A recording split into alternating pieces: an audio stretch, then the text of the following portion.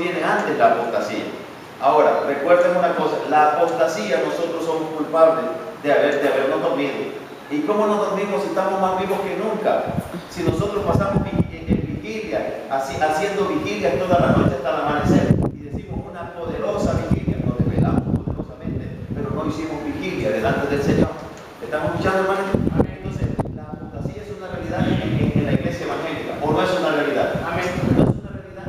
Es cosa como para ponerse a llorar, ¿verdad? Como cuando la mujer nos dice en el altar, ni la muerte ni la vida me separa de ti.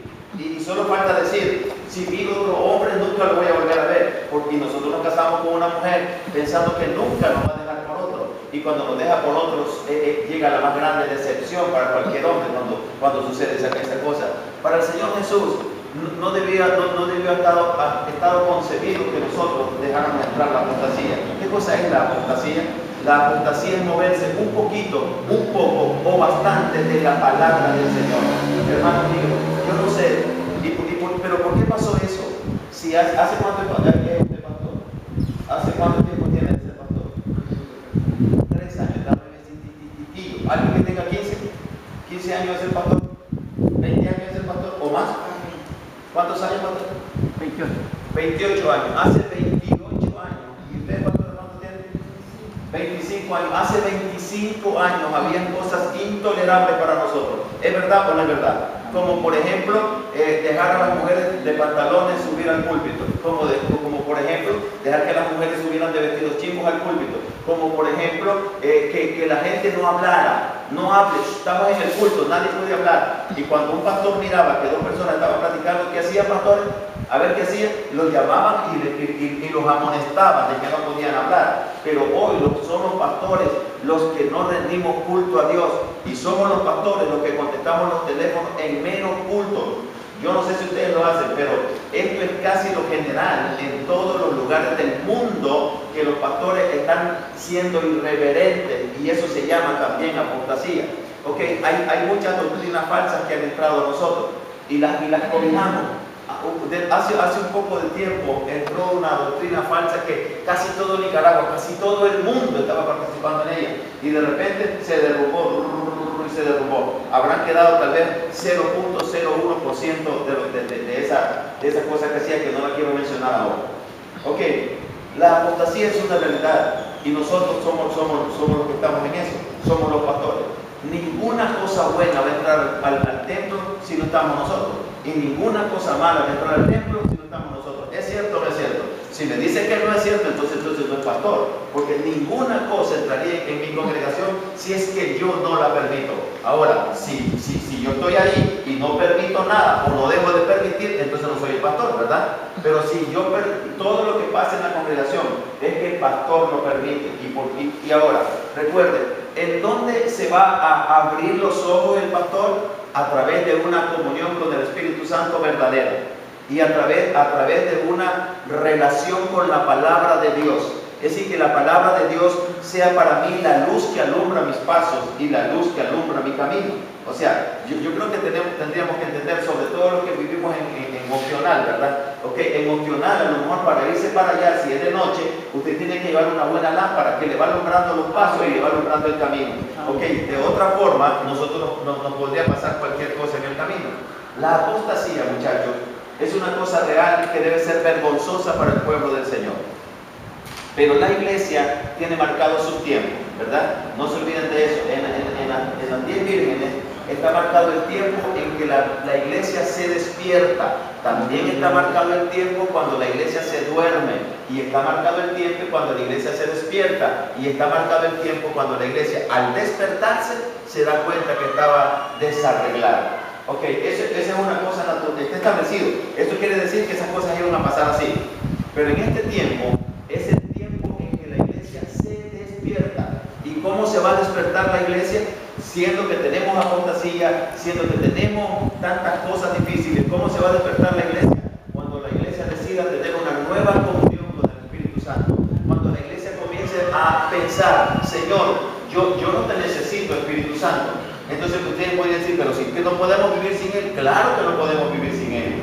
Y claro que todos tendríamos que necesitarlo, pero no todos lo necesitamos de verdad. Ok, ustedes saben lo que es necesitar, ¿verdad, pastores?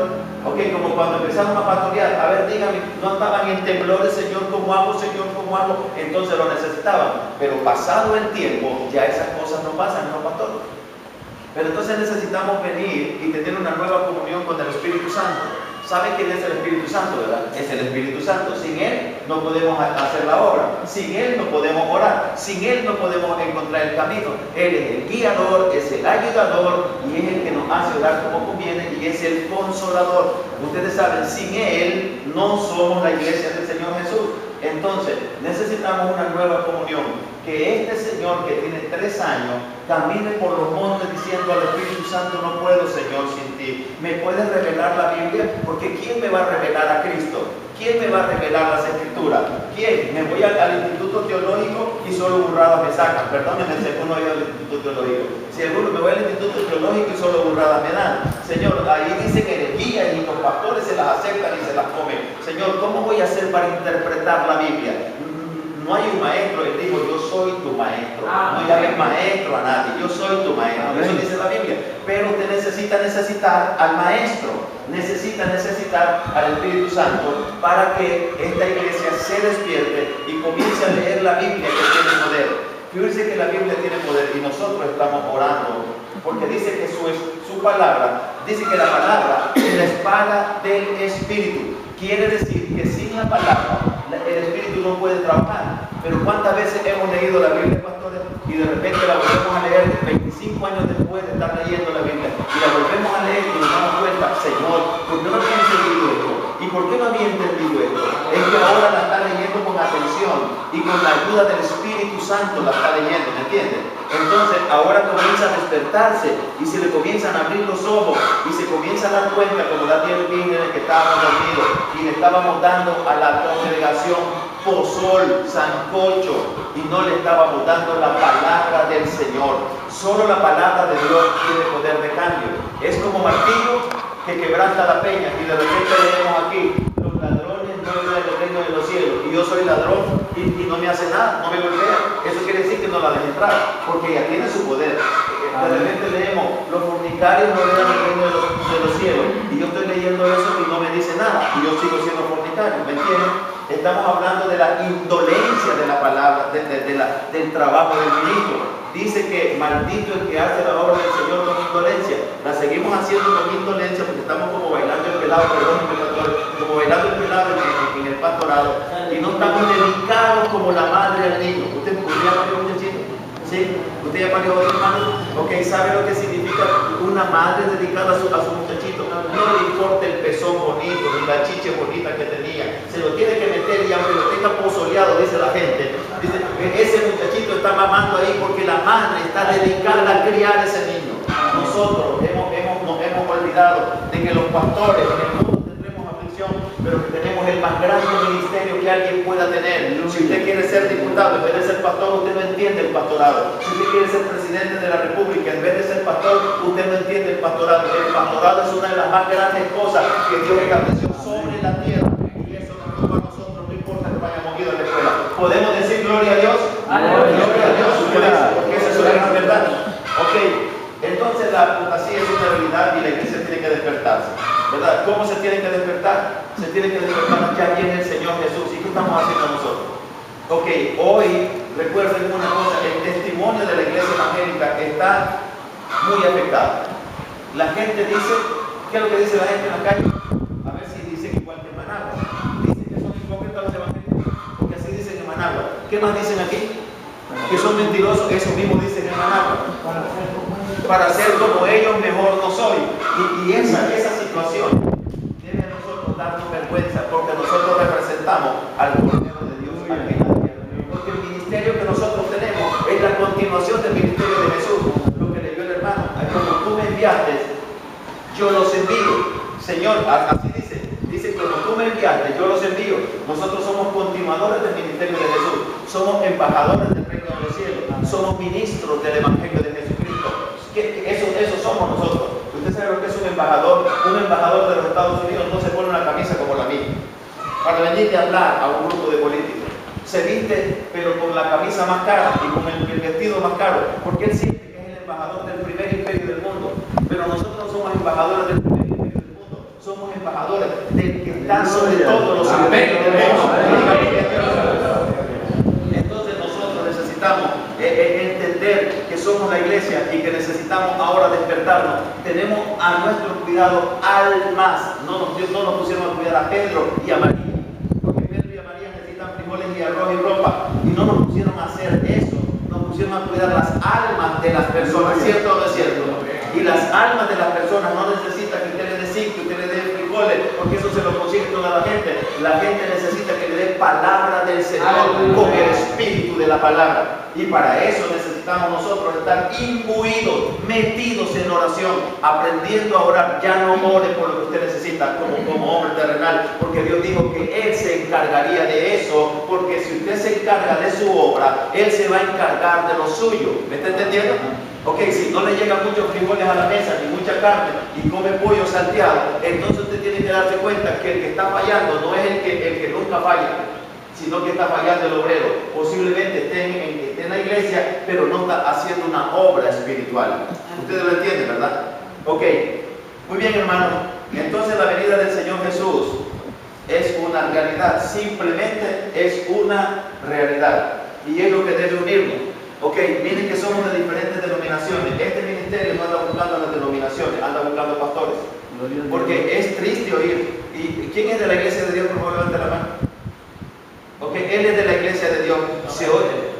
Yo te digo que todos somos de Dios. Él es de la denominación iglesia de Dios. Pero oír decir alguien es de la iglesia de Dios. Qué hermoso se oye decir yo soy de la iglesia de Dios. Pero de repente dice el otro es que yo soy bautista. Y el otro es que yo soy nazareno. Y usted sabía que los bautistas, los nazarenos, los de la iglesia de Dios y los pentecostales y los pentecostés unidos, cada uno lee la Biblia como dice su denominación. Los bautistas leen la Biblia como los bautistas, y los nazarenos como los nazarenos, y los apostólicos como los apostólicos. Pero estamos cometiendo un pecado. Eso es verdad, es verdad, es verdad. Por eso somos apostólicos y por eso somos bautistas. ¿Sabe? Este ministerio está invitando a todos los pastores a que leamos la Biblia como pastores. No se ponga bautista. Ok, siga siendo bautista si quiere, y siga siendo nazareno si quiere. Eso, no venimos a invitarle eso, sino a que solamente seamos pastores, nada más. Leyendo la Biblia como pastores, entonces vamos a oír ahí en la Biblia que somos hermanos, hijos de Cristo, y que nos debemos amar los unos a los otros, y que debemos de ser uno, y que ya no debe haber tanta división como hay ahora, que cuando se muere un pastor arriba a usted le duele. Pero si es que tengo 100 años y no me duele, es que yo tengo 30 años de ser pastor y no me duele, se muere un pastor de aquí nomás, ¿verdad? Y entonces se murió, y la vida de ese hombre, ¿cómo queda? Al garete, porque los bautistas la mandan al garete, o porque los nazarenos lo mandan al garete. Eso es una verdad, ¿me entiendes? Pero la mujer del pastor queda al garete, se tiene que buscar otro pastor para seguir sobreviviendo.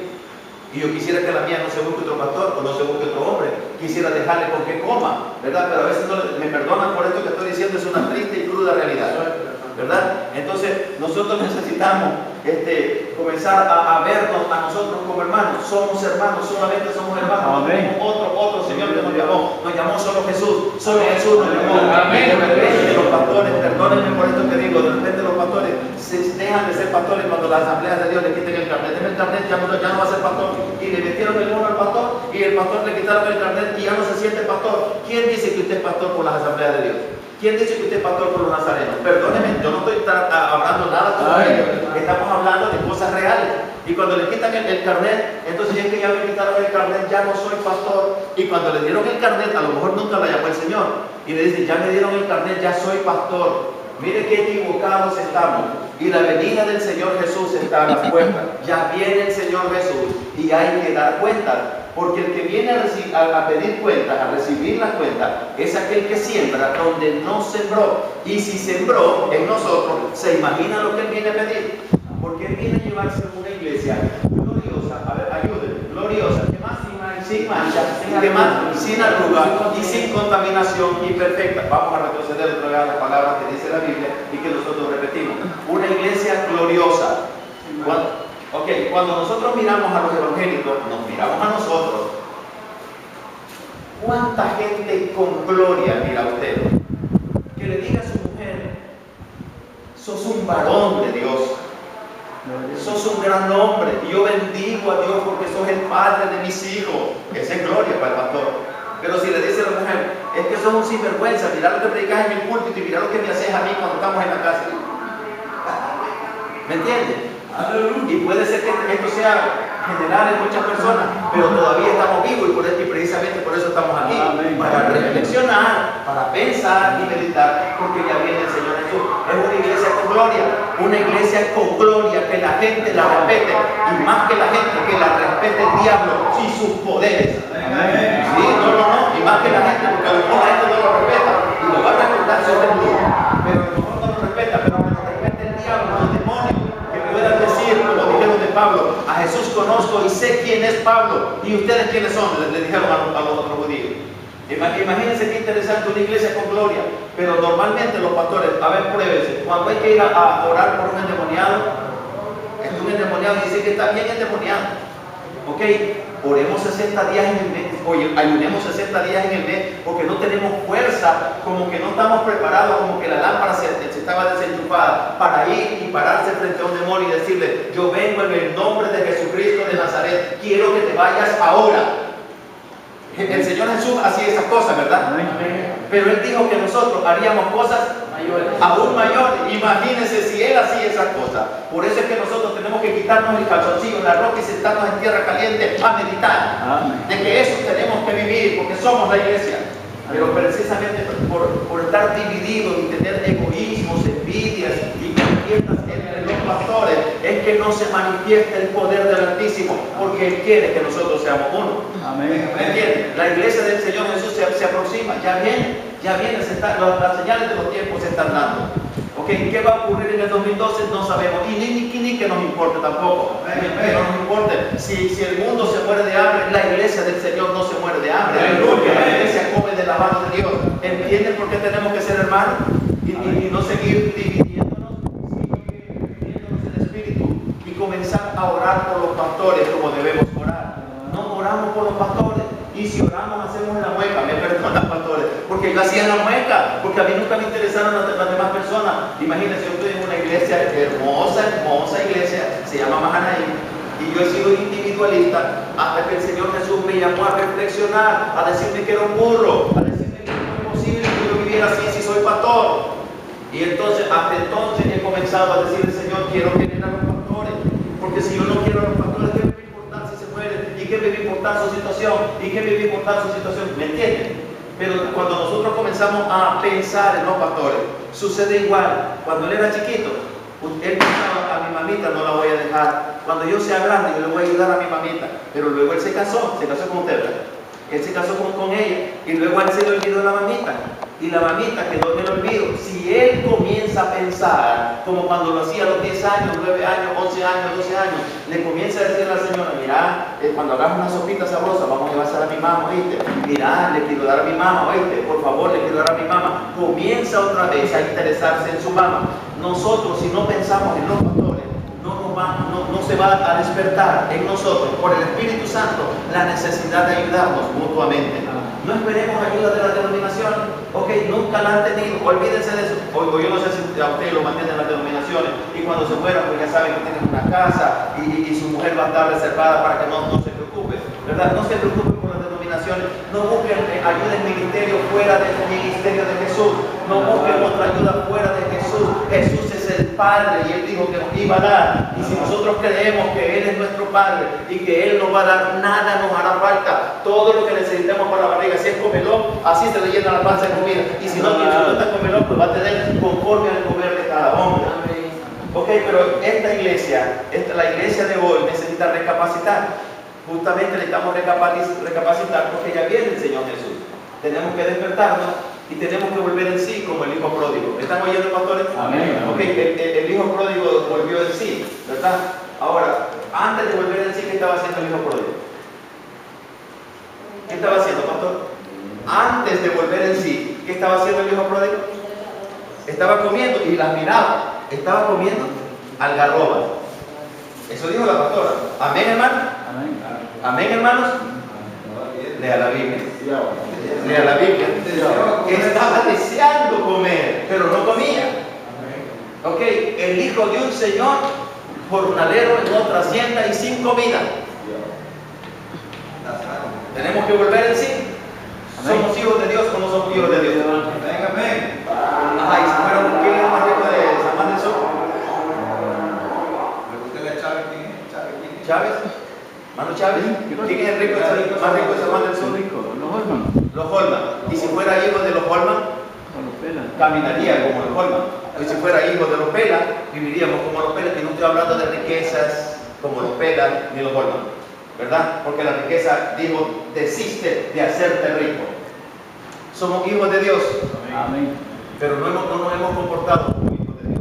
En el tiempo de las elecciones le andamos lamiendo los zapatos a los políticos, perdónenme por eso. En el tiempo de las elecciones le lamemos los zapatos a los políticos y somos los hijos de Dios. Un chamón, un Holman, un Pela que se dé cuenta que su hijo ya anda lamiendo los zapatos al alcalde o el diputado, lo manda a desheredar porque eso no hace un Pela, un hijo de un Pela.